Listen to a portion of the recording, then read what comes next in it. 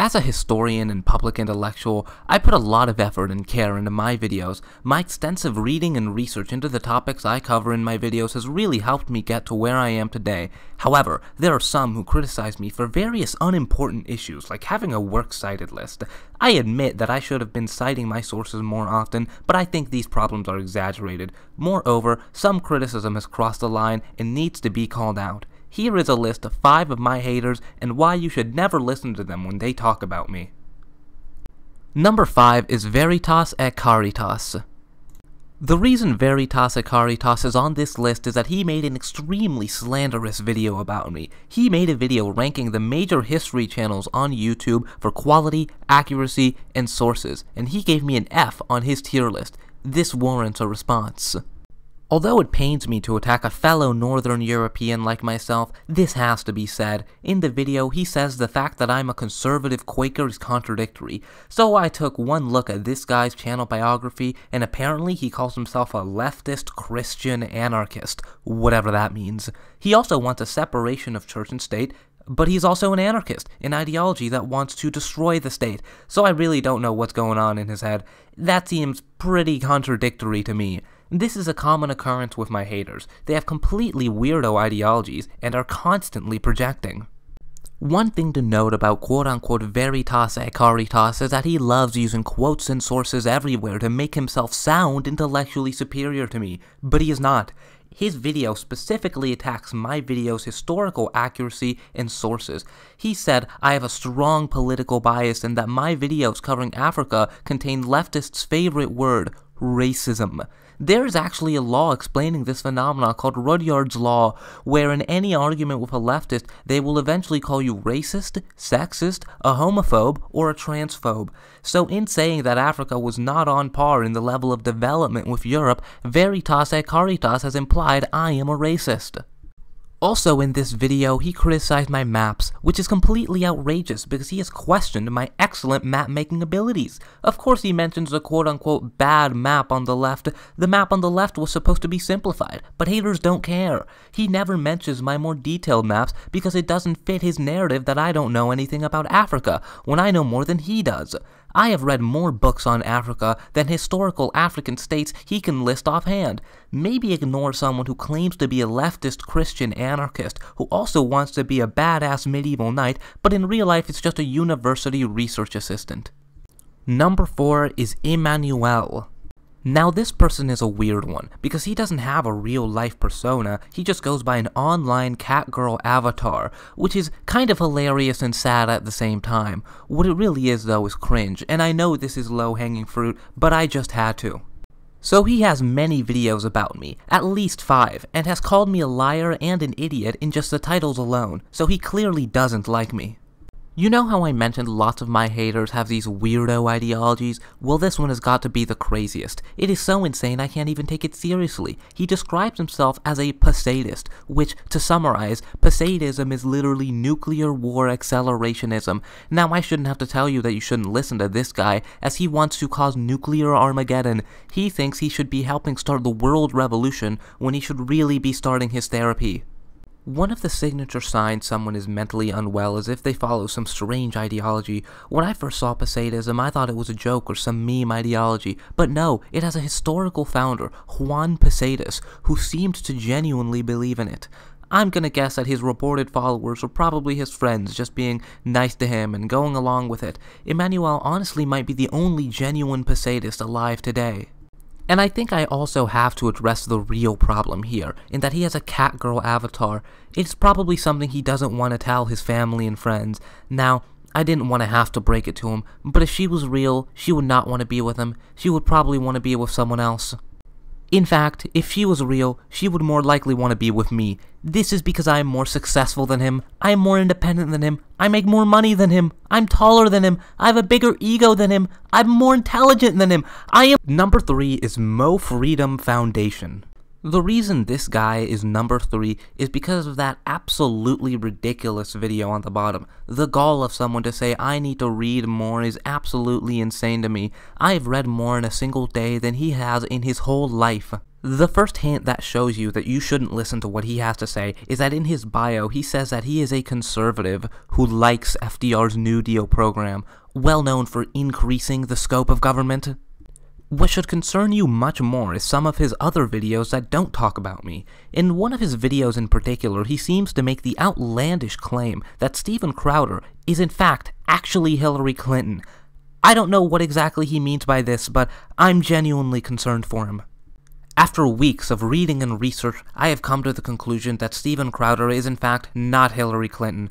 I don't think you should be listening to a guy who literally cannot comprehend information. Many people who have spent too much time online seem to have warped views of the world like this. This seems like an extreme case, and I hope he gets help or finds God soon, because he doesn't seem to be okay right now. He should focus on getting better rather than being on YouTube producing content.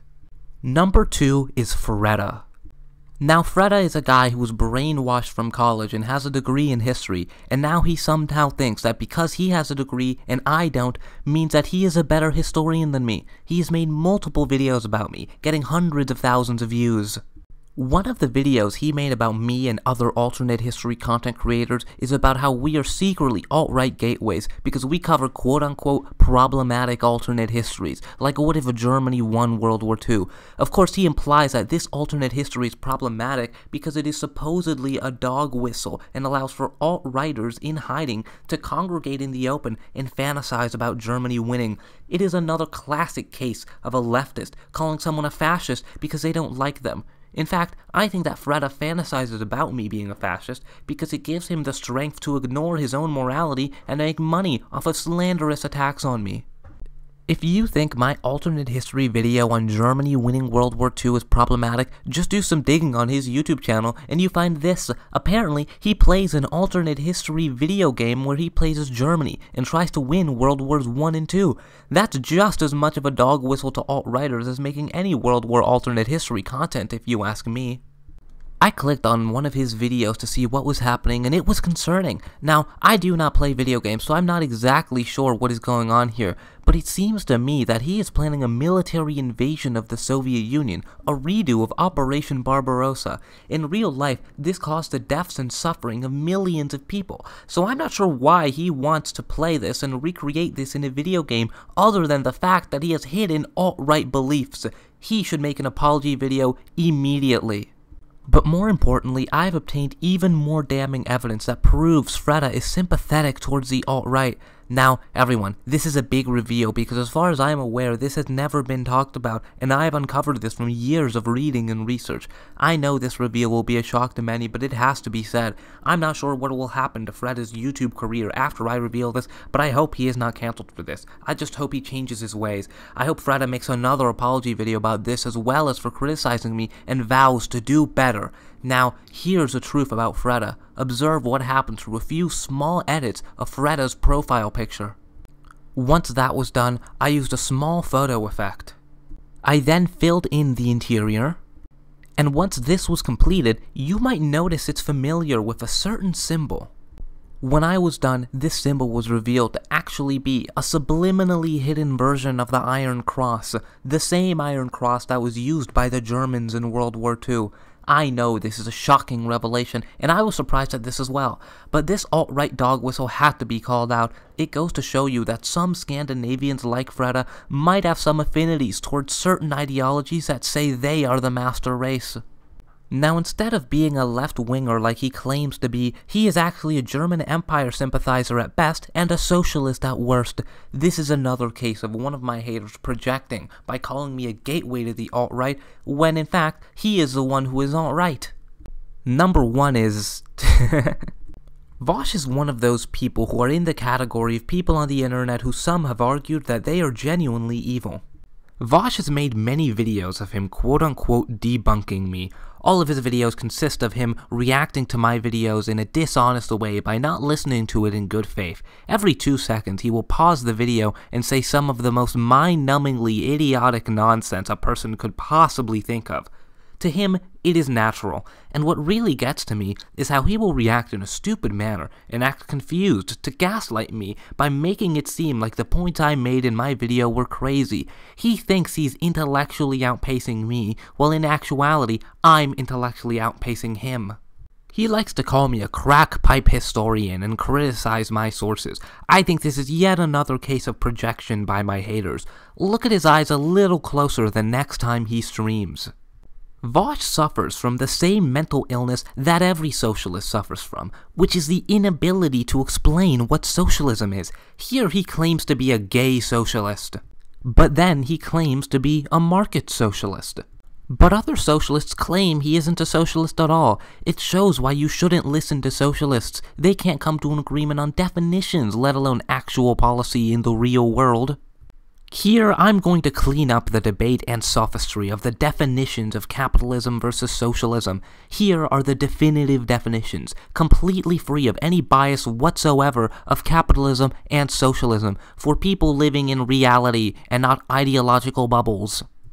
Another reason you shouldn't listen to Vosh is because he is as two-faced as the American government dealing with Native Americans. Here's an example of Vosh showing support and supposedly trying to kindle a relationship between the increasingly conservative demographic of young men and the left. And a year later, he mocks them for being quote-unquote virgin losers. This is literally the same as some right-wing pundit calling young liberal women used-up trash, but he would be calling out the second scenario every time. He plays into this ideological hatred of the left and right to cater to his fans. I wonder if he really believes half of the things he says. One thing I do think he really believes are the things he says in his leaked messages. Now I know this has nothing to do with his criticisms of the points I make in my videos, and is completely irrelevant to the topic, but I felt I had to include this. Now when you listen to him, you will not be thinking about equitable housing, but instead equine phalluses. When I first learned about Vosh, I thought that he aspired to be like one of them. However, the more I learned about him, the more I realized he actually wants to be one of them. Here are some more leaked messages of his that also have nothing to do with his criticisms of my videos, and are completely irrelevant, but that I thought I should share anyways. Some of these messages actually reveal something unexpectedly positive, that he may be more bipartisan than he shows. Conservative pundit Matt Walsh has also stated how the legal age of consent is too high. These two could work together to achieve their shared goal. I'm pleasantly surprised at Vosh potentially coming across the aisle to do this. The only disagreement I could foresee happening is that Matt Walsh has actually mentioned an age. From my connections, I have heard that this bipartisan partnership might actually be working on a new project together, and that Vosh might be helping make Matt Walsh's new documentary, What is a Minor?